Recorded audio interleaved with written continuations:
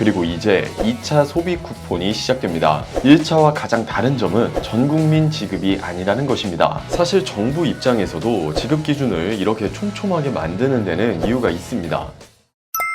시니어 정부의 모든 것, 걱정 마음바 첫째 아들입니다. 지난 1차 민생회복 소비 쿠폰 정말 열기가 상당했습니다. 무려 약 90% 이상, 무려 4,554만 명이 신청해서 받으셨다고 하는데요. 사실상 전 국민이 챙겨갈 수 있었던 지원금이었죠. 그리고 이제 2차 소비 쿠폰이 시작됩니다. 그런데 이번에는 1차 때와는 기준이 달라진 부분들이 많습니다. 1차 때와 상이한 부분들이 많은데요. 오늘 영상에서는 이 2차 쿠폰에 변경된 대상, 달라진 사용처까지 한 번에 정리해드릴 예정입니다. 그럼 지금 구독, 좋아요 한 번씩 눌러주시고요. 오늘의 걱정 마오빠 지금 바로 시작합니다.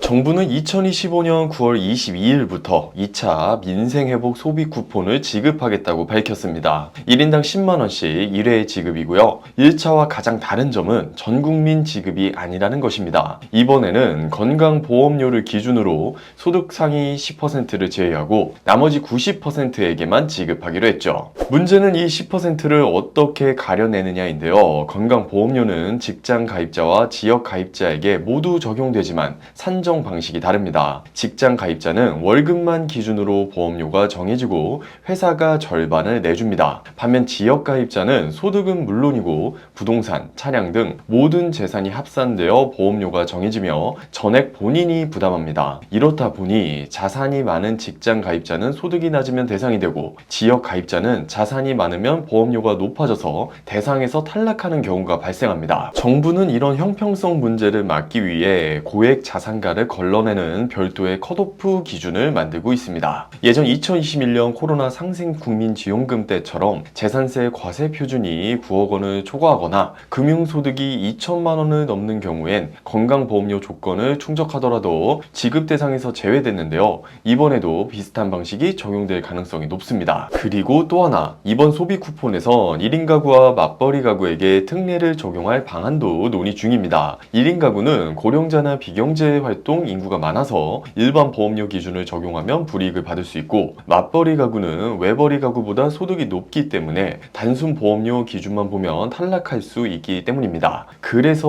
2021년에도 1인 가구는 보험료가 17만 원 이하면 대상이 됐고, 맞벌이 가구는 가구원 수를 한 명 더한 기준으로 판단해서 지급 대상이 된 적이 있습니다. 결국 이번에도 이런 구조가 다시 적용될 가능성이 높습니다. 이번에는 건강보험료 기준 시점도 중요합니다. 과거 코로나 상생 지원금 땐 6월 한 달 보험료만 기준으로 삼았는데, 이 때문에 그달에 소득이 몰린 일용직이나 기간제 근로자들이 대상에서 제외되는 일이 있었습니다. 정부는 이번에 이런 문제를 막기 위해 월 평균 보험료나 일정 기간 평균치를 기준으로 적용하는 방안을 검토 중이라고 밝혔습니다. 그리고 가장 현실적인 변화 중 하나가 바로 사용처 확대입니다. 1차 소비 쿠폰에서는 어디서 써야 할지 모르겠다, 우리 동네 마트에선 안 된다더라는 민원이 많았죠. 특히 농어촌이나 시골 지역에서는 쓸 데가 없다는 얘기가 많았는데요. 이에 따라 정부는 이번에 하나로마트 사용처를 대폭 확대한다고 밝혔습니다. 기존에는 전국 2,200개 지점 중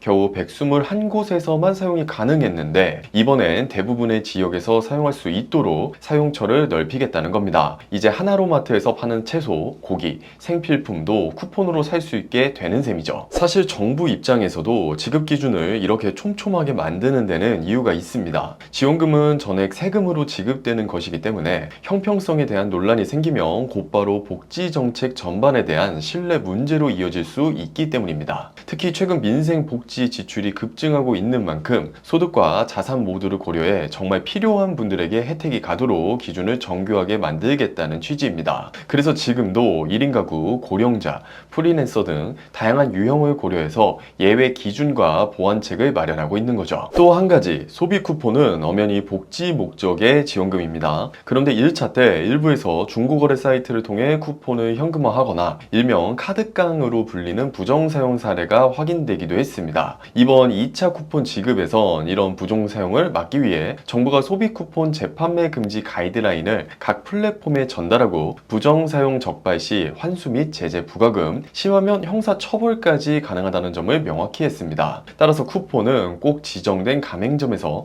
정해진 방법으로 사용하는 것이 좋습니다. 정리해보면 이렇습니다. 지급 시기는 2025년 9월 22일이고 금액은 1인당 10만원입니다. 대상자는 건강보험료 기준으로 상위 10%를 제외한 90% 국민이고요. 1인 가구나 맞벌이 가구에는 특례가 적용될 예정입니다. 고액 자산가나 금융소득이 많은 사람은 별도로 제외될 수 있습니다. 사용처는 기존보다 훨씬 확대되어 특히 하나로마트 사용이 가능해지는 등 실생활에서 체감할 수 있는 변화가 예상됩니다. 부정 사용 시엔 환수나 제재까지도 받을 수 있다는 점도 꼭 기억해 두셔야겠고요.